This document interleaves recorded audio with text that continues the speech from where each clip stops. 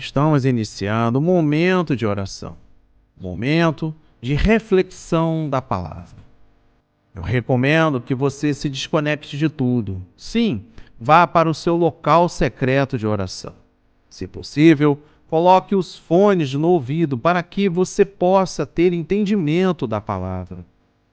E assim, você sai das perturbações do dia a dia, da gritaria, da chamada de atenção da televisão, ou até mesmo mensagens que não são edificantes. Que a palavra do Senhor possa transformar a sua vida a partir de agora.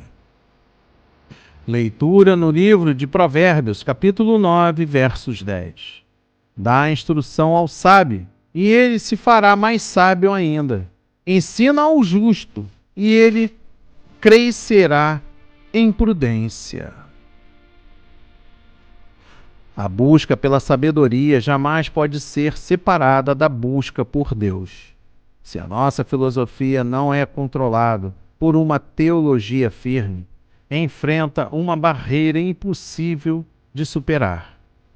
As verdades fundamentais sobre Deus constituem as bases do conhecimento. A realidade de Deus é uma coisa mais importante que pode se saber e também é a mais óbvia.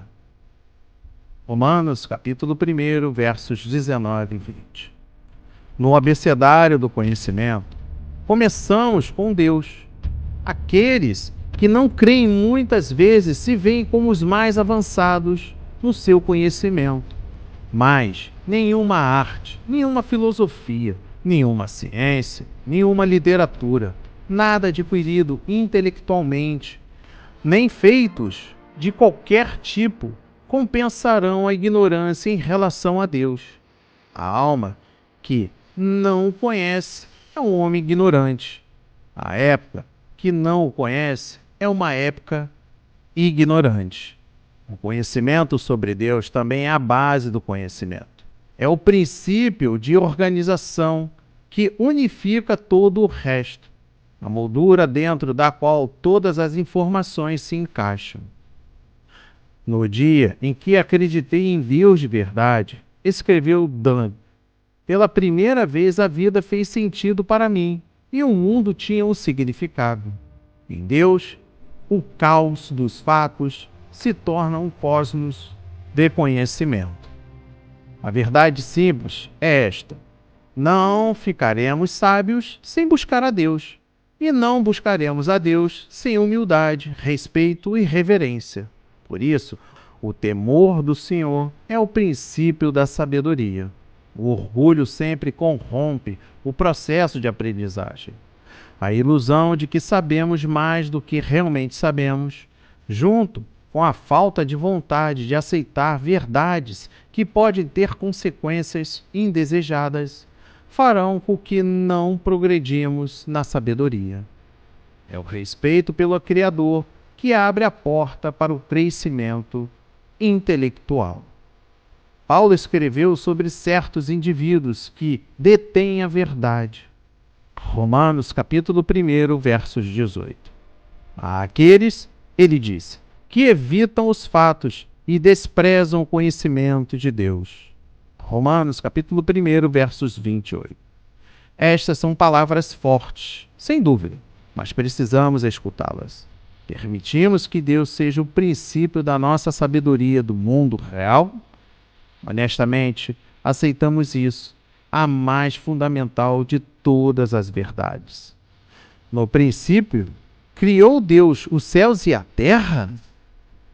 Gênesis, capítulo 1, versos 1.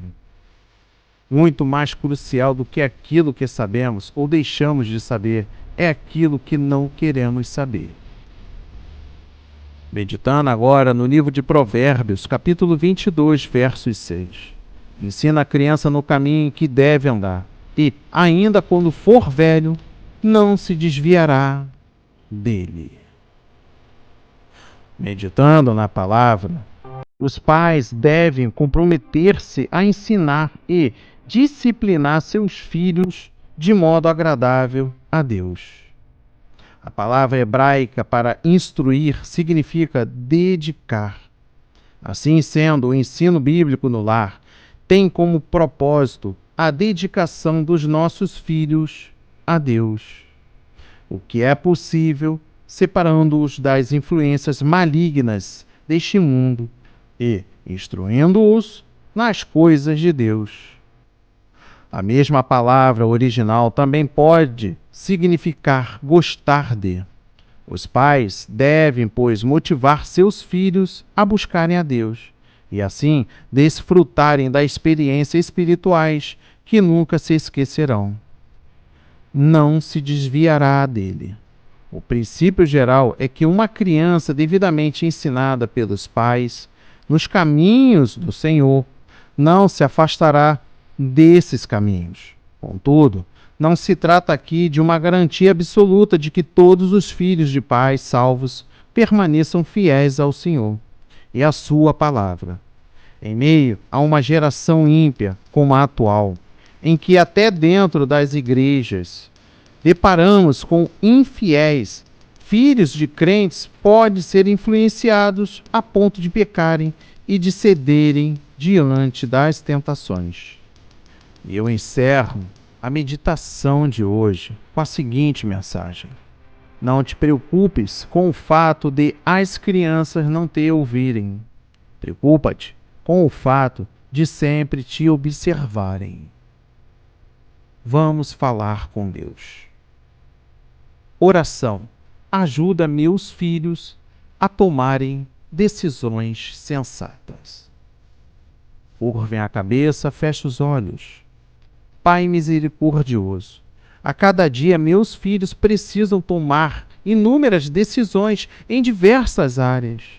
Escolhas de relacionamentos, de lazer, de prioridades e muitas mais. Algumas decisões são de rotina, mas outras acarretam consequências futuras e espirituais muito importantes. Algumas decisões específicas que eles precisam tomar neste momento me preocupam muito, Pai.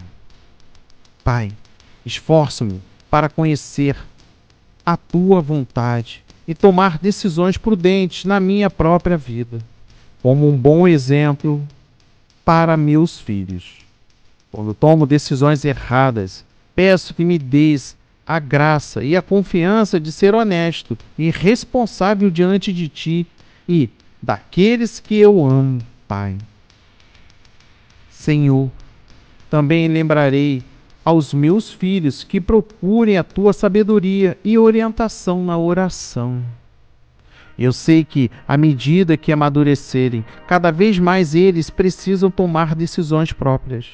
Por mais que eu queira lidar com as coisas eu mesmo, respeitarei a necessidade deles de amadurecer com Teu auxílio. Pai amado, vivemos numa sociedade que procura se livrar das consequências das decisões. Com a Tua ajuda, quero dar aos meus filhos condições para que assumam com responsabilidade as consequências de suas decisões. O meu pedido neste momento, Pai, é que meus filhos confiem em Ti e saibam que Tu queres o melhor para a vida deles. Rogo que fortaleças neles a coragem para sempre tomarem as decisões corretas. Agradeço-Te, em nome de Jesus, a todos os pais e mães que seguem a Sua obra nas redes sociais, aonde a Sua palavra é levada, meu Pai. Amém e graças a Deus.